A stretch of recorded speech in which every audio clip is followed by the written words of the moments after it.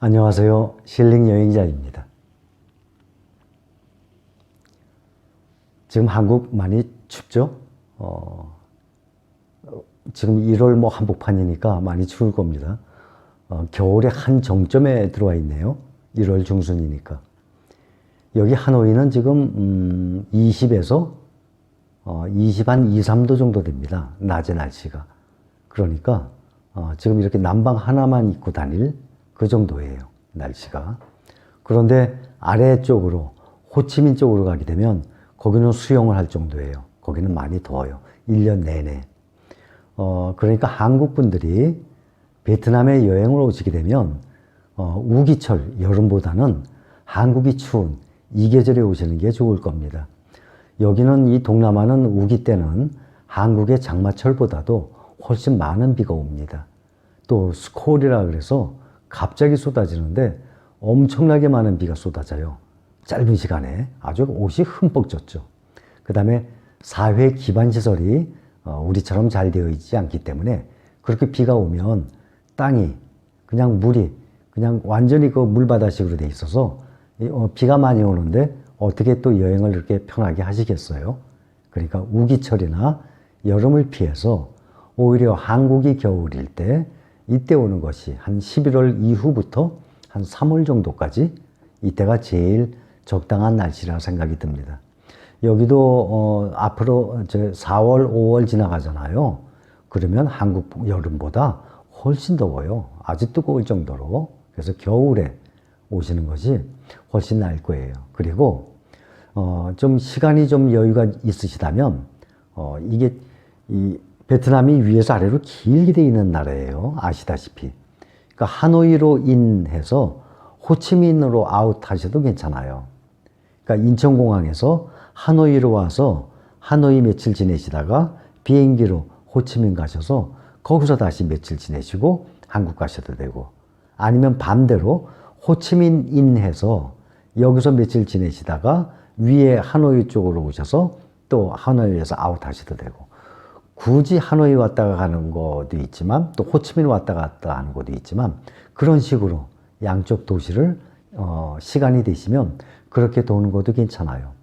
저는 베트남의 제일 아래, 호치민보다 훨씬 밑에 아래 푸꾸옥이라는 섬이 있어요. 그 섬이 옛날에는 캄보디아 땅이었대요. 지금은 베트남 그 땅인데 그 푸꾸옥 섬이 베트남의 제주도라 그러더라고요. 넓이는 제주도의 한 3분의 1 정도 될 거예요. 거기도 제가 오토바이로 생활을 하면서 11일인가 있었는데 거기도 살기 괜찮았어요. 거기도 겨울에 갔었죠, 작년에. 그런데 더우니까 오토바이 타고 다니면서 사람 하나도 없는 바닷가에 가서 마음대로 수영하다가 젖은 상태로 오토바이 타고 그냥 또 막 달립니다. 그러다 또 괜찮은 바다가 있으면 또 들어가서 또 수영하고 또 뭐 먹을 것도 먹고 이렇게 지냈었어요. 베트남은 여러분들이 자연을 좋아하신다 그러면 도시보다 자연이라 그러면은 북쪽으로 가시는 게 좋아요. 저는 북쪽 자연을 많이 봤거든요. 아주 아름답고 멋있어요. 그러니까 중국 국경 쪽이죠. 하장성.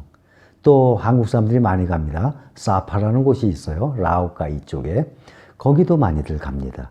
저는 거기를 20년 전에 갔다 왔는데 20년이면 강산이 2번 변했으니까 지금은 뭐 시설들이 호텔을 비롯해서 건물들이 많이 들어섰을 겁니다. 제가 갔던 20년 전에는 재밌었어요. 그런 데는 자연이 너무 좋아요. 저는 베트남을 오면은 호치민이나 하노이는 거쳐가는 지점으로 생각했어요, 항상. 비행기 타면 하노이 와야 되니까 여기서 한 3, 4일 지냈다가 여기 한인촌에서 미딩 시외버스 터미널이 있어요. 가까워요. 거기서 하장성 쪽, 사파 가는 쪽, 그러니까 중국 국경 쪽으로 그쪽으로 버스 타고 한 5시간, 7시간 이렇게 가면 아주 멋있는 자연이 펼쳐져요. 그런 데서 생활하다가 한국 오게 되면 한국 오기 며칠 전에 하노이에 도착해서 또 2, 3일만 지냈다가 이제 비행기 타고 가고 그랬죠. 이번처럼 도시에서 한 달 내내 있던 적은 처음이에요. 그래서 도시에만 이렇게 한 달 동안 있었는데 좀 답답하더군요. 저는 도시보다는 자연이 좋아서, 도시라 그러면 한국 도시가 훨씬 낫죠. 모든 면에 있어서. 하노이나 이런 동남아보다는. 그래서 자연이 좋아서 항상 이런 데 왔다가 거쳐서 이제 자연에 가서 오랫동안 머물고 그랬었죠. 자연에 가더라도 이런 대도시는 오토바이가 좀 위험하지만 자연에 가면은 오토바이 타고 다니기 괜찮아요. 더군다나 기아 넣는 게 아니라 자동 아닙니까? 오토. 안 타셨던 분들도 금방 타요. 운전할 줄 아시면. 하루에 보통 7,500원이에요. 거기다 기름값까지 하면 한 10,000원 정도 들어가요. 10,000원이면 내가 가고 싶은 곳 마음대로 타고 다니면서 많은 걸 볼 수 있어요. 그래서 제가 권하는 거는 도시보다는 자연이 더 좋아요. 베트남에 오셔서 장기적으로 계신다 생각하면 도시보다는 자연에 가서 생활하시기를 권장을 합니다. 또 좋은 점이 뭔가 하면 열대지방이니까 과일이 많아요. 우리가 못 보던 처음 먹어보는 과일들이 상당히 많잖아요. 우리가 좋아하는 망고부터 시작을 해서 또 과일 가격도 쌉니다. 그러니까 과일도 마음대로 먹을 수 있어요. 싼 가격에 충분히 먹어요. 매일매일 먹을 수 있어요. 뭐 그런 점도 좋죠. 안 좋은 점을 제가 말씀을 좀 드리면 교통이 조금 위험합니다. 제가 말씀을 드렸나요? 신호등이 없어요, 별로. 큰 사거리에 신호등이 있어도 이 사람들 무시하고 그냥 막 지나가요. 횡단보도에 파란불이면 사람이 지나가야 되잖아요. 우리나라 같은 경우는 정확히 쓰죠. 여기는 안 그래요. 파란불인데도 가고 싶은 사람 마음대로 막 지나다녀요. 그러니까 그런 공중도덕, 교통을 지키는 그런 개념들이 별로 없거든요. 그러니까 조심해야 되는데 신호가 있으면 그나마 다행인데 신호가 없는 곳들은 차하고 오토바이들이 막 지나가요. 그 사이사이를 지나가야 되거든요. 안 지나가면은 관광을 할 수가 없어요. 건너편을 안 갈 수가 없거든요. 꼭 가야 되는데 차들, 오토바이들이 이렇게 다니는데 어떡합니까? 대신 손을 들고 천천히 지나가면 돼요. 처음에는 위험하고 겁이 났지만 다니다 보니까 베트남 사람들 건널 때 같이 건너다 보니까 요령이 생기고 또 괜찮아지더라고요. 습관이 되니까. 오토바이들, 차들이 속도가 그렇게 빠르질 않아요. 우리나라는 속도가 빠르잖아요. 중국이나 이런 베트남 같은 데 가보면 차들이 속도가 빠르질 않아요. 왜냐하면 자전거, 오토바이 막 혼합돼서들 달리기 때문에 차들이 속도를 낼 수가 없어요. 그래서 천천히 사람이 건너가면 오다가 다들 알아서 다 피해가요.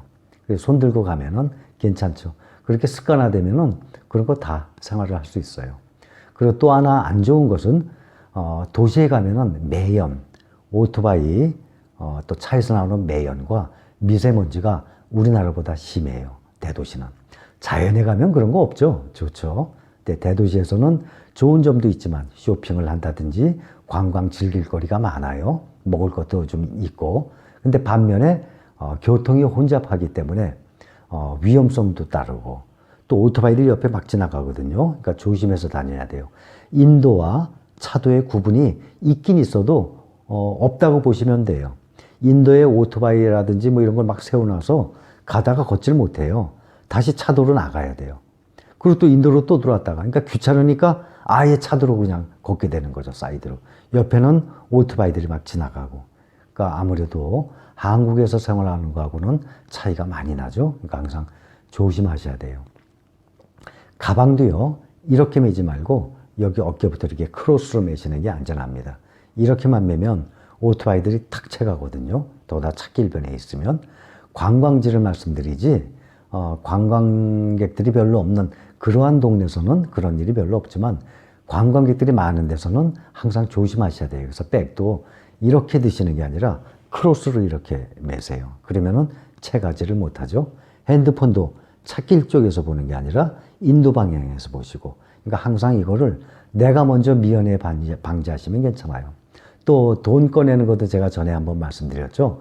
가능한 한 뭉치돈 꺼내지 마시고 필요한 만큼만 알아서 이렇게 손에서 주머니에서 알아서 손으로 만져갖고 이렇게 꺼내시는 게 안전할 겁니다. 주로 관광지에서 그런 일이 일어나지 또 일어나지도 않았어요. 한 번도 안 일어났지만 본인이 항상 염두에 두시고 모든 걸 조심해야 될 거 아니에요. 그렇게 하면 될 거예요. 그리고 중국에서 생활할 때는 제가 보니까 위조 지폐가 많았어요. 중국에는. 그래서 뭐 물건을 사고 팔고 하면 그 100위안짜리 있잖아요. 사람들이 항상 진짜인가 가짜인가 열심히 봐요. 위조 지폐 때문에. 근데 여기는 위조 지폐 뭐 이렇게 때문에 막 확인하고 이런 경우가 거의 없어요. 위조 지폐가 별로 없나 봐요. 그리고 돈이 재질이 아주 좋아요. 베트남 그 지폐는요, 재질이 좋아서 구겨지지도 않아요. 그래서 다들 아주 새 거예요, 지폐가. 그래서 기분이 좋아요, 만지면. 또 20대 1 아니에요. 100만 동 그러면은 우리나라 돈으로 5만 원이에요. 그러니까 한 50만 원 바꾸죠? 그러면 얼마입니까? 1000만 동인가요? 50만 원이면? 1000만 동. 아, 맞아요. 1000만 동을 그 지폐를 가져다니 보세요. 꽤 많죠. 흐뭇해요. 워낙 지폐가 많아서. 그리고 중국에서는 거지를 좀 많이 봤는데, 돈 달라고 하는 이 구걸하는 사람들을. 베트남은 그렇게 구걸하는 사람들 별로 못 봤어요. 어쩌다 장애인들, 멀쩡한 사람들은 아예 없고 장애인들이 간혹 있었어요. 그럴 때 보면 우리나라 돈으로 1,000원, 2,000원 아무것도 아니잖아요. 주면은 큰 돈이니까 너무 고마워해요. 그래서 저는 그런 사람들 볼 때마다 그냥 1,000원, 2,000원씩 이렇게 줬어요. 근데 그거 다 준 거 합해봤자 10,000원도 안 돼요. 거지가 그렇게 많지가 않아요, 여기는. 사람들이 상당히 일찍들 일어나요. 그 다음에 어두워지면은 또 사람들이 금방 없어져요. 그러니까 일찍 자고 일찍 일어나는 사람들 같아요. 그리고 우리나라는 점점 노령화가 되어가지만 여기는 반대예요. 노인들은 그렇게 많지가 않아요. 젊은 사람들이 아주 많은 나라예요. 제가 버스 타고 다닌다 그랬죠. 저하고 집사람이 버스를 타잖아요. 빈자리가 있을 땐 괜찮아요. 빈자리가 없는 버스 타면 젊은이들이 벌떡벌떡 일어나요. 아주 학교 교육을 잘 받았는지, 그러니까 저희가 외국인이라서 그런지, 저 보기에 이렇게 늙어 보이지도 않는데, 아주 그냥 금방금방들 일어나요, 사람들이. 타자마자. 미안할 정도예요. 그래서, 괜찮다고 앉으라 그래도 절대 안 앉아요. 그럼 고맙다고 이제 제가 앉죠. 그래서 앉아서도 유심히 보면 노인들이 타지 않습니까? 그러면 젊은이들이 얼른 일어나요. 서로들 일어나요. 요즘에 우리나라 젊은이들이 어떤지는 글쎄 차 있는 분들은 버스 잘 안 타시니까 잘 모르시겠죠. 저도 잘 모르겠지만 요즘 우리나라 젊은이들이 버스에서 양보 잘 하겠죠. 그런데 제가 여기 와서 버스를 타보니까 제가 이제 앉아 있을 때도 보면 노인들이 타잖아요.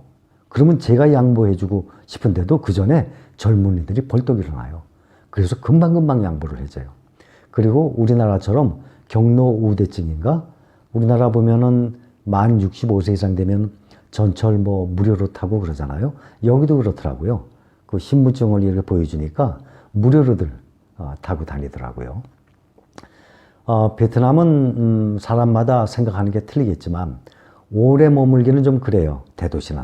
오래 머문다 그러면 저는 대도시보다는 지방을, 자연을, 작은 도시를 그런 데 가서 생활하시기를 저는 권합니다. 왜냐하면 공기도 훨씬 좋고 교통도 혼잡하지 않고 또 물가도 우리나라보다 베트남 도시가 싸지만 베트남 도시보다도 지방은 또 더 싸요. 그래서 저는 그거를 또 권하고 또 베트남 오게 되시면 이렇게 도시에서는 오래 살 일이 별로 없어요.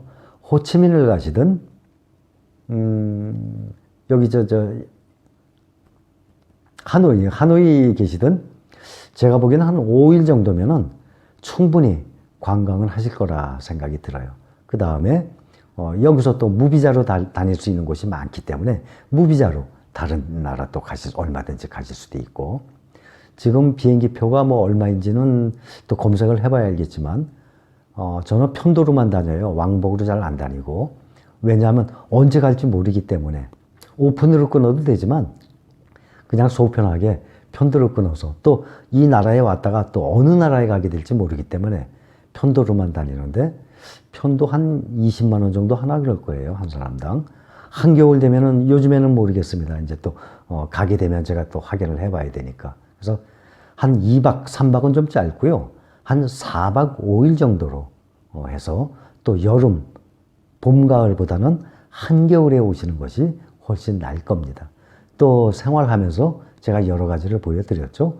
베트남 잠깐 생활하기는 괜찮아요. 근데 여기서 도시에서 오래 머무르는 것은 제가 이렇게 더군다나 우리가 또 중장년층 아닙니까? 20대 젊은 사람들하고 또 틀리죠. 그러니까 좀 조용한 게 좀 더 좋아요. 또 혼잡하지 않은 게 좀 더 좋아요. 또 공기가 좀 더 좋아야 될 거 아닙니까? 그래서 도시에서는 한 4박 5박이면 충분하리라 생각이 듭니다.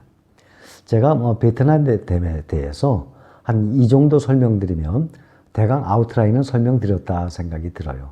한 요 정도로만 하겠습니다. 여러분들 여행에 참고하시기 바랍니다. 힐링 여행자였습니다. 감사합니다.